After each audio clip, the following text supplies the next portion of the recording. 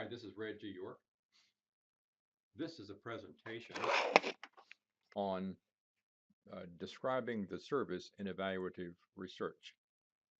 It's part of a chapter in a book I have written on social work research methods. Here are a few things you should already know about the intervention, things I assume you know before this part of the text where describing the intervention is a key theme.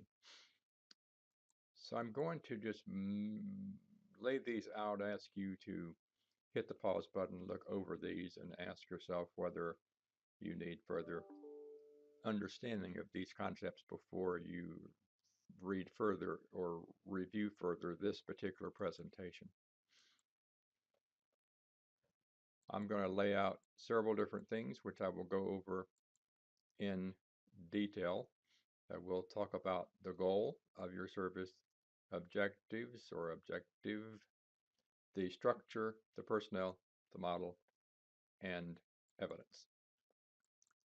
Let's talk first about goals and objectives. So you might ask yourself, what do they have in common? Well, one of the key things they have in common is that both are related to client outcome. They're not related to service. You don't say that your goal is to give good service or your objective is to give service. Instead, you refer to client outcome.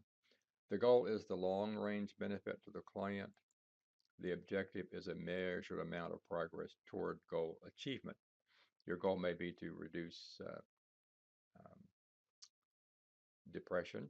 Well, let's use another example. The goal may be to improve, to provide employment for persons who have difficulty with this. And your objective may be to improve knowledge of how to get a job. So that's the measured amount of progress toward the achievement of the goal. Your goal may be to reduce high school dropouts. Your objective may be to improve grades this grading period, because if you have better grades, you are less likely to drop out. So dropout goal, objective may be to improve grades. The objective, therefore, is the measured amount of progress toward the goal achievement. Why is this not a good goal or objective of your service? To provide good quality service to the victims of rape. Why is that not a good statement of your goal or your objective? Well, it refers to the service rather than outcome. There's no outcome that's mentioned in this statement. How about this one? To increase the number of clients who use our services. That may be something that's good for your organization to do, but it's not a good statement of the outcome of a service. It's the statement of process, a statement of using service, not what the service will achieve. What is the general goal of your service? You may think about this in regard to services you are working with. Is it to promote self-sufficiency for foster children who have graduated out of foster care? Or to reduce crime among first offenders? Or to improve unemployment for veterans? Or something else? So think about that for a moment. What is the goal of your service? What does your service look like?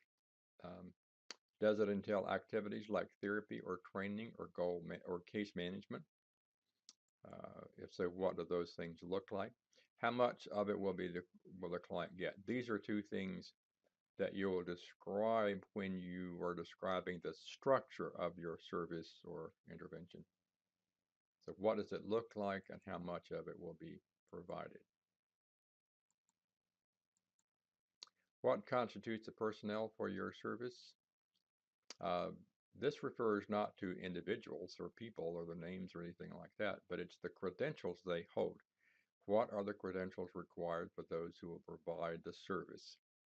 That may be stated in regard to the education required, um, a college education, a particular degree, the experience required. Maybe they have to have a certain number of years of experience doing a certain thing before they qualify to be in this particular job. Then there are, of course, things like professional credentials. Some jobs, most jobs actually in clinical social work practice require that you be a licensed clinical social worker to be able to get the job. What is the model for your service? What theories or conceptual models provide the rationale for your service? What kinds of assumptions are made by the choice of a particular thing to do as your service? Examples: why are you using training as a service for veterans who are experiencing problems with personal finances? If you're using training, it would suggest that you think that education or is knowledge is related to behavior. So if you improve knowledge, you will improve behavior. That's an assumption you're making if you're using training. And so training may be something that you would say as a part is justified by it is uses an educational model to explain why it is doing what it is doing. Number two here, why was cognitive behavioral therapy chosen to treat depression for your clients? Well, one of the things about cognitive behavioral therapy is that it's based on one of the tenets of that is that dysfunctional behavior is often related to dysfunctional thinking about life events. Therefore, if you work on thinking patterns, particularly dysfunctional thinking patterns in therapy, you have your best chance of improving the client's recovery from depression. The number three thing is, why are you using a support group for the victims of rape?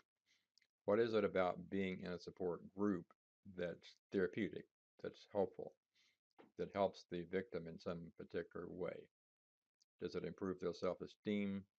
Does it improve their feelings of support, which are important for people who are victims of rape? What is it? Evidence in research refers to data from scientific studies, does not refer to your opinion, does not refer to how much experience you have. It refers to data from scientific studies when in the context of research. You should report on the evidence that suggests that your chosen service will be effective in the achievement of the objectives of the service you're providing. In this regard, you should review evidence with an eye to the level of scientific sophistication that it represents. There are levels of evidence that we'll talk about in just a moment. Uh, in other words, evidence is not all equal. Because you have a single study that shows your service was effective may not be sufficient, particularly if there are dozens and dozens of studies on your service and they are different in what they reveal or what conclusions they lead to. Let's talk about levels of evidence for a few moments here. Evidence can be organized into levels according to the extent they exemplify the best use of science and come into conclusions. Science promotes objectivity, comprehensiveness, and systematic structures for the search for evidence. That's what science is all about. Cherry picking of evidence to support your preconceived opinions is not scientific. Meaning, if you go out and look in the literature just for the sake of finding studies that support the service you want to use, and you systematically ignore any studies that fail to support it, so you just cherry pick those studies that give you what you want to know, that's not a scientific way of investigating your world. Let's look at the levels. The top level is the systematic review. This is discussed in the book. This is when you do a systematic review, you use a process that you decide before you start reviewing, you decide on what are the procedures you will use for searching for evidence. For example, what electronic databases will you consult? Also, what keywords will you use? Also, what kinds of studies will qualify to be in your review?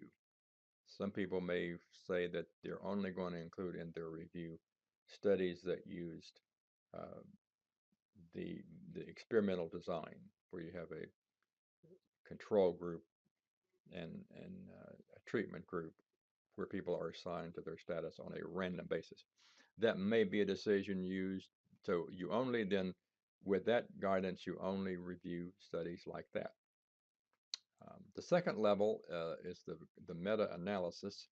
That's where a researcher takes the data from a number of different studies that are testing the same intervention for the same target behavior. And they combine the data from many studies to see what the overall result was. To what extent did this treatment seem to be effective in the treatment of this behavior when you put together the data from all the different studies? One of the differences between the meta-analysis and the systematic review is a systematic review may include several meta-analyses as well as other data. The next level I'll call the traditional review of the evidence literature, where a person just simply says, I'm going to look and see to what extent psychodynamic therapy is effective in the treatment of eating disorders. And you go and you search the literature for that, and you organize it in a way that makes sense to you, and you report that. You don't necessarily decide before you start reviewing the literature just exactly what procedures you will use and what kinds of sources will be relevant, which will be not relevant. At the bottom is a single article showing evidence.